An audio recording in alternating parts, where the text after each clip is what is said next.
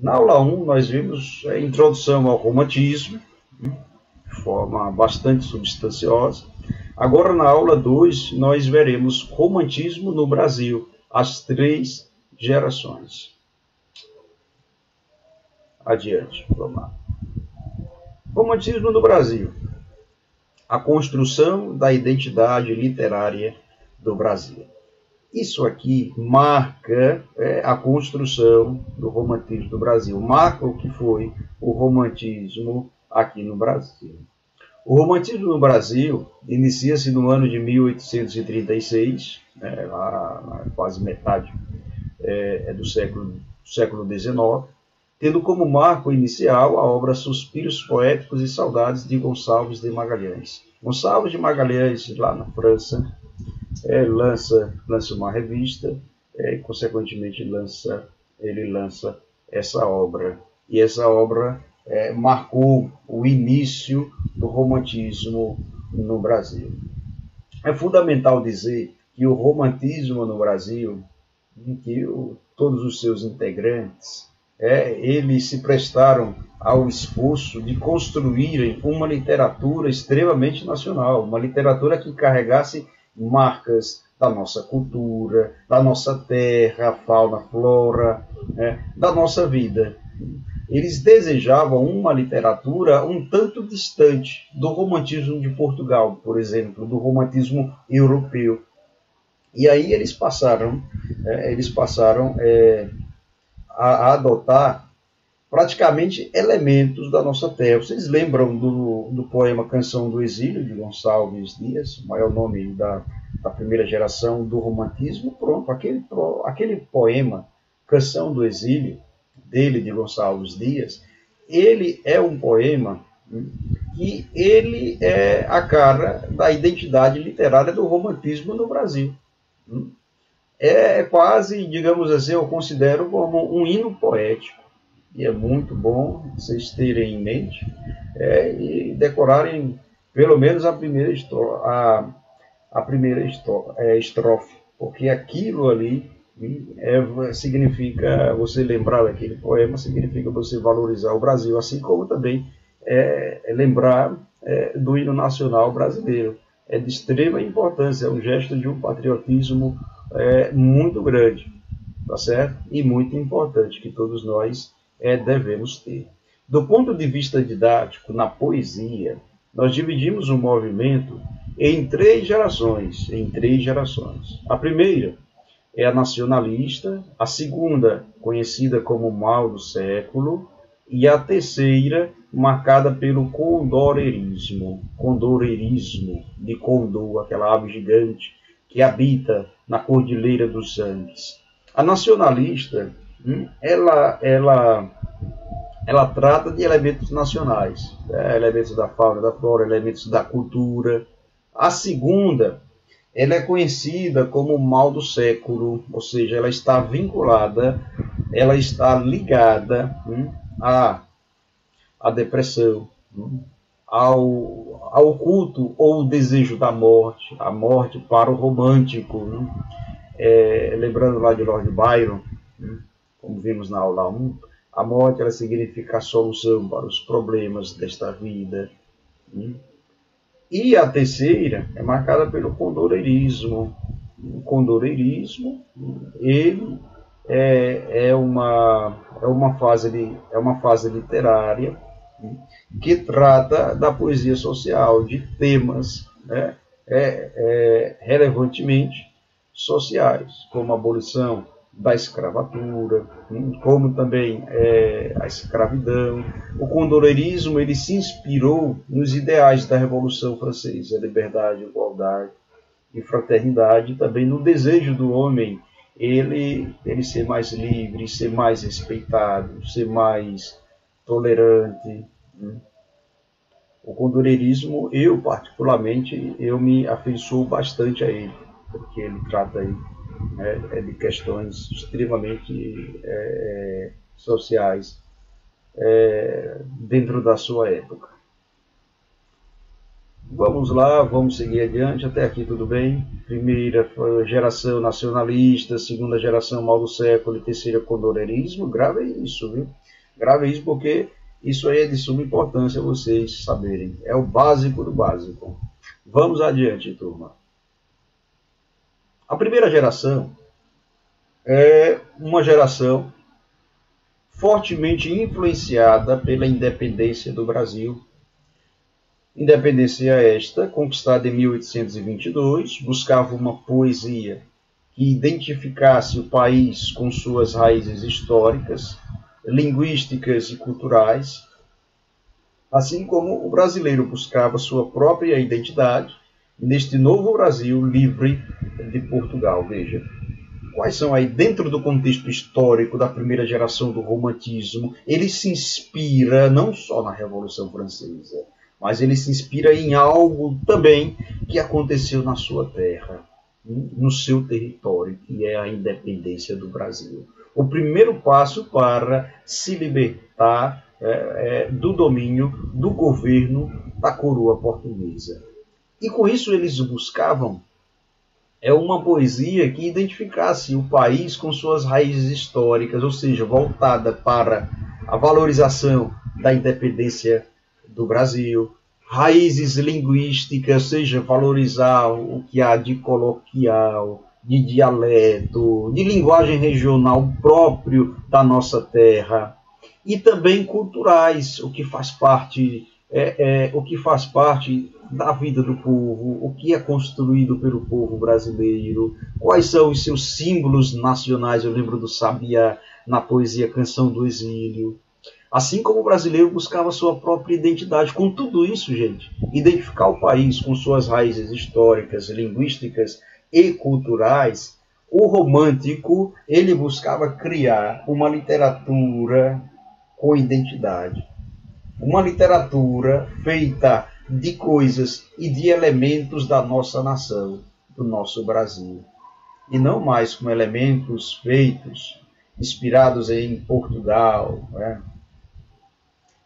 Então, o sentimento que foi bastante profundo e relevante aí foi de nacionalidade, ou seja de valor, de valorização da terra, de valorização do povo, de valorização das suas conquistas, de patriotismo, de amor à sua bandeira, de amor à sua nação, de amor ao seu território e desejo de construir uma arte brasileira propriamente dita.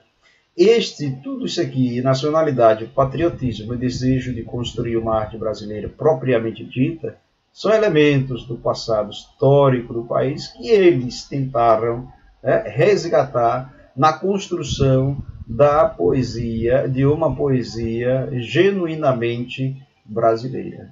Isso aconteceu, gente, pode anotar aí, na primeira geração do romantismo, a partir de 1836.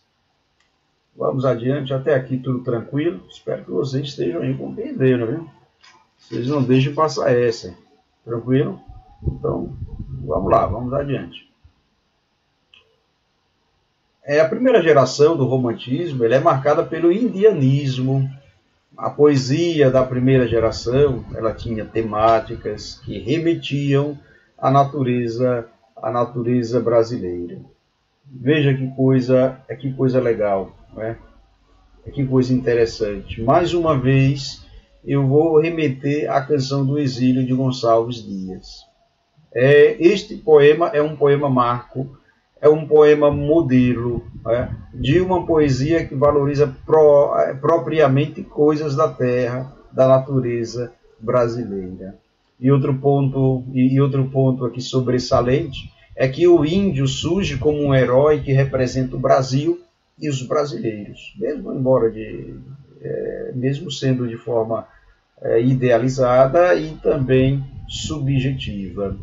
Obras e autores que são destaque na primeira geração do romantismo.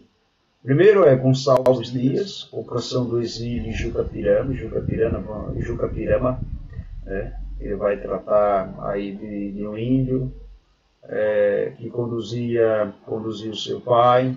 Depois eles foram aprisionados por índios e passaram aí um sufoco, né? E o índio Juca, ele foi preso.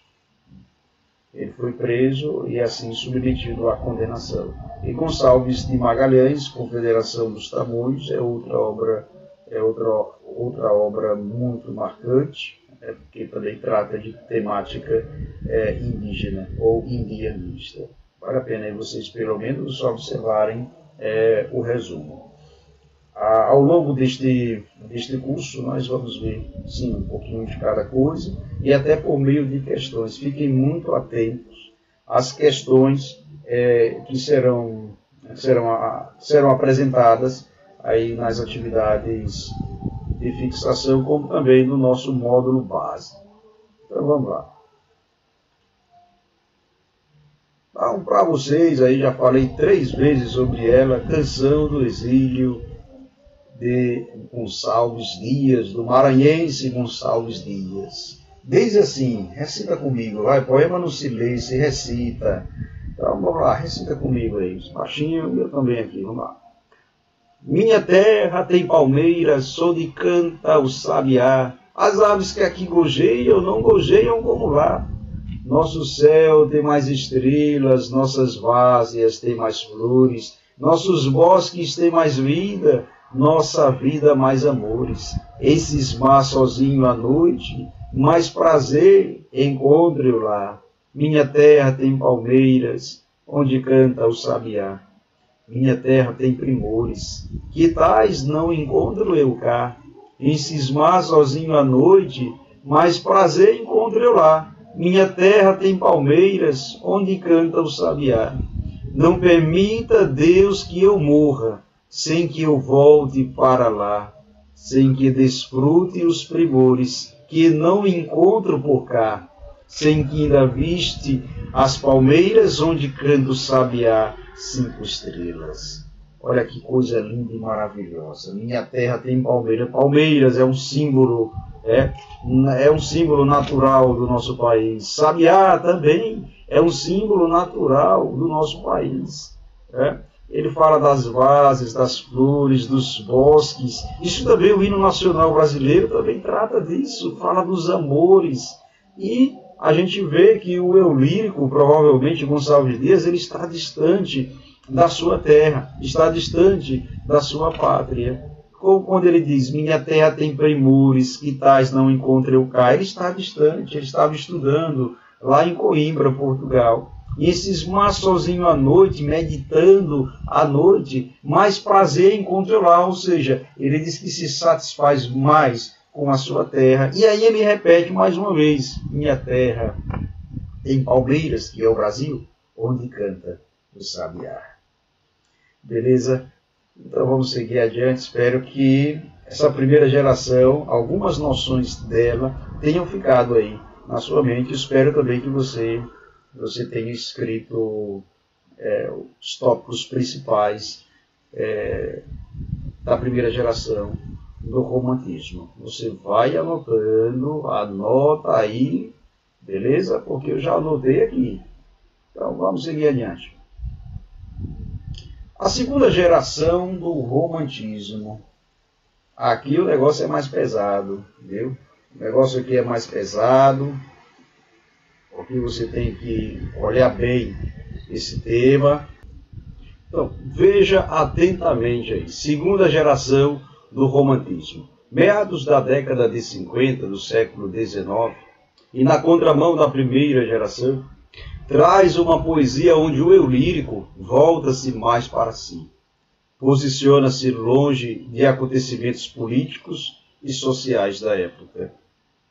A segunda geração, ela valoriza muito o egocentrismo, tudo voltado para o eu, tudo gira em torno do eu, é o eu pelo eu. Essa segunda geração, ela é inspirada, ela tem inspiração de Lord Byron, é grande poeta britânico e representante do romantismo britânico. Apresentou-se em suas temáticas o pessimismo, o apego aos vícios e o foco nos sentimentos, forma exagerada e idealizada na poesia, o apreço pela noite, a melancolia, o sofrimento, temáticas mórbidas e o medo do amor. O amor como um sentimento idealizado ou devaneio no panorama de imagens sensuais e eróticas nunca vivenciadas e vistas na realidade do eu lírico, solitário, sonhador e idealista. Eu vou explicar cada uma coisa. Pessimismo significa o quê? Alguém que é pessimista é alguém geralmente que não tem muita, que não tem quase esperança, que vê tudo de forma negativa. Isso é uma característica do romantismo da segunda geração. Apego aos vícios, a bebedeira, por exemplo, ou a vida boêmia, é uma característica do romântico da segunda geração. Foco nos sentimentos, né? Valorizar os sentimentos, a dor, a saudade, né? O saudosismo, a saudade é daquilo que passou, né? Que poderia ter sido melhor, mas não é. É que minha vida é infeliz. Foco nos sentimentos, centrado nos sentimentos, é uma característica da segunda geração do romantismo. O apreço pela noite, a noite, imagina, né? A noite é praticamente um estado, é um momento em que, aliás, é um momento em que o romântico da segunda geração ele está para contemplar, para se sentir em paz, para se sentir feliz. À noite, a noite, a escuridão, a sombra, são coisas apreciadas pelo romântico da segunda geração. A melancolia, lembrar de coisas passadas, o sofrimento, ver a vida com sofrimento, tudo é sofrimento, é uma característica do romantismo da segunda geração. Temáticas mórbidas como morte, defunto, cemitério, escuridão, é uma característica do romântico da segunda geração ou do romantismo da segunda geração. E o medo do amor, o medo de si, tentando se relacionar, é mais preferível um sentimento idealizado, ou devaneio. Devaneio quer dizer imaginação. Imaginar imagens sensuais e eróticas nunca vivenciadas. Isso gera conforto ao romântico da segunda geração. E porque o eu lírico ele é muito centrado no eu. Logo, quem é centrado no eu, o eu lírico, quero lembrar que é a voz presente num poema, beleza? Não é a voz do poeta, é a voz que está que está na poesia, a voz que percorre o poema. Como o romântico é centrado no eu, logo ele é solitário, é um sonhador, é idealista. Ele não tem compromisso com coisas sociais, ele não é engajado na sociedade. A maior característica do romantismo, lembro a vocês, é o subjetivismo, é a imaginação. Isso gera paz para o romântico da segunda geração. Sigamos adiante aí. Obras e autores da segunda geração destacam-se Álvares de Azevedo, com a obra Lira dos 20 Anos, é uma obra em poesia, Lira dos 20 Anos, e uma obra feita em prosa, né, em história romântica, é Noite na Taverna. Essa Noite na Taverna ele trata de temas mórbidos, temas viciosos, que para a época representam um grande tabu. É uma obra até então execrável, né, para a ética cristã. Outro que se destaca é o Casimiro de Abreu, com temas como a saudade, como o amor. Logo eu lembro aquele poema, Meus 8 Anos. Fagundes Varela, algumas poesias são voltadas para a sociedade, como também ele formulou poesias voltadas para o eu, né, para os seus sentimentos. trouxe aí para vocês um poema que é bem conhecido aí, né? O seu professor, o senhor traz um poema de morte, é o que tem.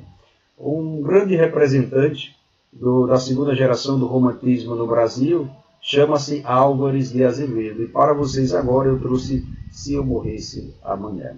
É um texto extraído da coletânea publicada em 1853, um ano após a morte de seu autor, ou seja, de Álvares de Azevedo, e é intitulada Lira dos 20 anos. Beleza? Esse poema você encontra lá na obra. Lira dos 20 anos. Veja. Se eu morresse amanhã. Se é uma conjunção condicional que trabalha aí uma previsão. Algo que pode acontecer ou não. Veja. Vamos lá. Recita aí, que eu recito aqui. Se eu morresse amanhã, viria ao menos fechar meus olhos, minha triste irmã. Minha mãe de saudades morreria, se eu morresse amanhã. Quanta glória presinto em meu futuro, que aurora de porvir e que é amanhã, eu perdera chorando essas coroas, se eu morresse amanhã. Que sol, que céu azul, que doce na alva, acorda a natureza mais louçã, não me batera tanto amor no peito, se eu morresse amanhã. Mas essa dor da vida que devora, a ânsia de glória, o dolorido afã, a dor do peito emudecer ao menos, se eu morresse amanhã. É um poema que ele tem como temática a morte dele, né? A própria morte dele, a morte do lírico, a gente identifica aqui como a própria morte do poeta Álvares de Azevedo. Então ele idealiza a morte e ele imagina como a família reagiria a essa situação tão triste, né? Como a família reagiria à sua morte. E aí ele conversa o que todo autor romântico da segunda geração confessou, né? Que a morte é glória. A morte, ela representa a solução para todos os problemas aqui na Terra. Essa Terra é dolorosa. A Terra, ela é um palco de sofrimento. E outra característica aí que se sobressai, né, neste poema, né, é que, por não morrer, existe uma dor da vida que devora, existe uma dor de viver. Beleza? Acompanha aqui essa setinha. Tá? Outras coisas importantes que a gente pode ver é que ele idealiza a morte, também como a família reagiria à sua morte, e que a morte ela é glória, ela é solução para a vida, e que a vida ela gera uma dor, a dor da vida que devora, ou seja, a vida gera nele uma dor que o devora, e ele sente ânsia, tem ansiedade dessa glória, ansiedade da morte. É um poema, né, extremamente depressivo, né? Mas importante aí para a nossa literatura. Vamos seguir adiante, vamos lá, terceira geração do romantismo. Olha que coisa legal. A terceira geração do romantismo, aqui a gente estaciona no plano da poesia social. Aqui a gente vê a poesia social, uma poesia inspirada nos ideais da Revolução Francesa, como também inspirada no iluminismo. Uma poesia que defende os valores da cidadania, que defende os ideais de liberdade, igualdade e fraternidade, que defende a república. Vamos ler aqui e entender mais e mais. E vá anotando, viu? Anota aí, que eu já anotei aqui. Veja. Terceira geração do romantismo, ela surge em meados de 60 e dura até o fim do romantismo, em 1880, já no finalzinho do século XIX. Ela tem inspiração em Victor Hugo, uma poesia focada na política e no social, e marcada pelos ideais abolicionistas e republicanos, né? Pelos ideais abolicionistas e ideais republicano, que seria republicanos. Abolicionista, né? Ideais contra a escravidão, né? A escravidão de modo geral, né? E república é o sistema de governo voltado para os três poderes, né? Executivo, legislativo e judiciário, ou seja, é contra um governo monárquico, um governo de monarquia, em que o rei manda e desmanda. Falar de república remete à democracia, ou seja, um governo do povo. Então aqui a gente vê, né, a defesa, mais uma vez repito, dos ideais abolicionistas, dos ideais da república, dos ideais da independência. Tranquilo? Esse terceiro ponto da terceira geração do romantismo, ele tirava o foco do eu, veja, o foco do eu, que foi muito aí trabalhado na segunda geração do romantismo, e o transferia para a realidade social, trazendo postura crítica e uma poesia mais liberal. E daí, a partir dessas características, inspirado em Victor Hugo, inspirado em uma poesia que tratasse da realidade social, que fosse formulada a partir de uma postura crítica, engajada na sociedade, não distante da sociedade, foi que a terceira geração ela passou a ser apelidada ou intitulada também de condoreirismo. Condoreirismo vem de condor, é a imagem do condor, uma ave, né, que dava um alto voo, uma ave grande, que habita a Cordilheira dos Andes, e ela é símbolo dos ideais de liberdade. E isso inspirava profundamente os poetas a tomarem voos mais altos, a idealizarem, a sonharem, e como também a lutarem pelos seus ideais libertários, como aqui o desejo da abolição era bastante ecoante nessa época, e como também o desejo de uma república. Aqui no Brasil existia um movimento muito forte que era contra a monarquia, né, e que veio aí depois a expulsar a família real portuguesa, Dom Pedro II, né, e toda a sua família. Foi expulsa do Brasil. E instalaram aqui a república, porém os problemas continuaram. Vamos seguir. Obras e autores dessa terceira geração. O primeiro deles é esse, Castro Alves, com seu épico poema O Navio Negreiro, e o livro E a América estão lá na obra Espumas Flutuantes. São duas obras, gente, que são de leitura obrigatória. Todo cidadão, todo estudante deve de vez em quando voltar lá, ler e se afeiçoar mais a questões tratadas no poema. O Navio Negreiro, ele vem tratar aí da passagem, né, do negro da África até o Brasil. Ele vai aqui idealizar toda a situação dos negros que eram trazidos da África para o Brasil e aqui eram escravizados. Então ele vai idealizar todo esse percurso, como era o dia a dia, como era a convivência. Meu Deus, é uma coisa muito triste. E ele clama até para Deus. E o livro E a América é um poema que ele aqui valoriza a razão, a racionalidade, as descobertas, a partir das grandes navegações do século XVI, quando ele começa a tratar das descobertas das novas terras, né? Porque aqui ele vê como o progresso. Eu lembro um versozinho, a primeira estrofe do livro América, que diz assim: talhado para as grandezas, para crescer, criar, subir. O novo mundo dos músculos sente a seiva do porvir.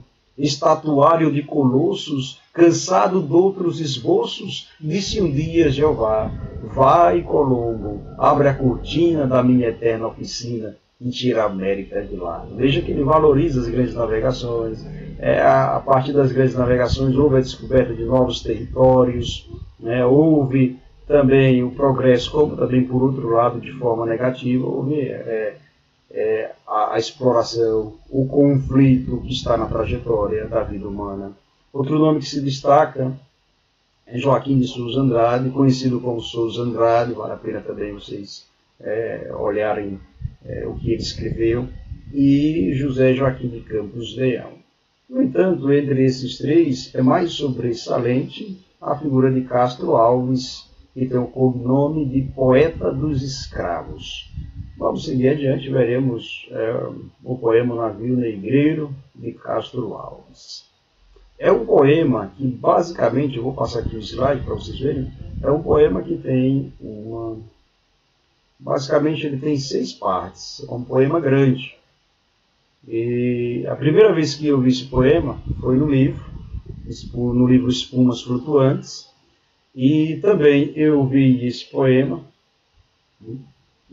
sendo declamado por um senhor em um teatro, muito bom. O senhor tem uma memória muito boa e me marcou profundamente. Vamos lá ver, vamos aqui tentar compreender e tentar sentir o que ele escreveu. Então, recitei, então recita aqui, vamos lá. Veja, acompanha aqui comigo a setinha. Estamos em pleno mar, doudo no espaço, brinca o luar dourada, borboleta, e as aves e as vagas após ele correm, cansam, como turba de infantes inquieta. Estamos em pleno mar do firmamento. Os astros saltam como espumas de ouro. O mar em troca acende as ardentias, constelações do líquido tesouro. Estamos em pleno mar, dois infinitos, ali se estreitam num abraço insano, azuis, dourados, plácidos, sublimes. Qual dos dois é o céu? Qual o oceano? Estamos em pleno mar, abrindo as velas ao quente afar das virações marinhas, veleiro brigue corre a flor dos mares, como roçam na vagas as andorinhas. D'onde vem e onde vai, das naus errantes, quem sabe o rumo se é tão grande o espaço, neste Saara, os corcéis, o pó, levantam, galopam, voam, mas não deixam traço. Bem feliz quem ali pode, nesta hora, sentir deste painel a majestosa, embaixo o mar em cima o firmamento, e no mar e no céu a imensidade. Oh, que doce harmonia traz minha brisa, que música suave ao longe soa, meu Deus, como é sublime um canto ardente, pelas vagas sem fim boiando à toa.